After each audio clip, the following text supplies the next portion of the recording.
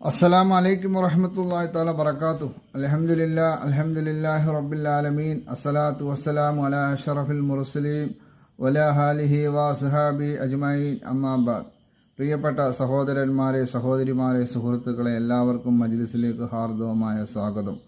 അള്ളാഹുവിൻ്റെ മഹത്തായ അനുഗ്രഹത്താൽ വീണ്ടും നമ്മളൊരു പ്രഭാതത്തിൽ ഒരു മജ്ലിസിലും കൂടി എത്തിപ്പെട്ടിരിക്കുകയാണ്. ആദ്യമായി ഞാൻ അള്ളാഹുവിനെ സ്തുതിക്കുന്നു. അൽഹംദുലില്ലാഹ്.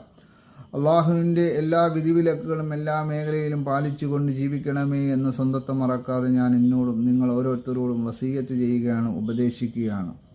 സർവശക്തനായ നാഥൻ ആഖിബത്ത് നന്നായി മരിക്കുന്നവരെ കൂട്ടത്തിൽ എന്നെ നിങ്ങളെല്ലാം ഉൾപ്പെടുത്തി അനുഗ്രഹിക്കുമാറാകട്ടെ. നമ്മുടെ പ്രവർത്തനങ്ങളൊക്കെ അള്ളാഹു സ്വീകരിക്കുമാറാകട്ടെ.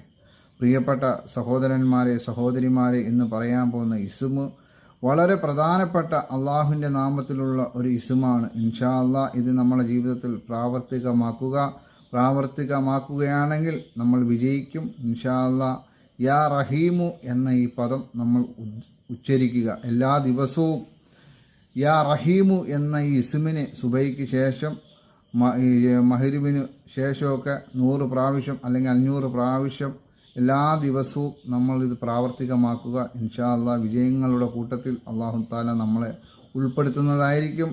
യാ റഹീമു എന്ന ഈ ഇസ്മിൻ്റെ അർത്ഥം ദുനിയാവിൽ വെച്ച് അള്ളാഹുവിന് വഴിപ്പെട്ടവർക്ക് മാത്രമായി നാളെ ആഖിറത്തിൽ വെച്ച് ഗുണം ചെയ്യുന്നവനെ എന്നതാണ് ഈ ഇസ്മിൻ്റെ അർത്ഥം. ഇൻഷാ അള്ളാഹ് ഈ അർത്ഥം അറിഞ്ഞുകൊണ്ട് നമ്മൾ ഇത് പതിവാക്കുക.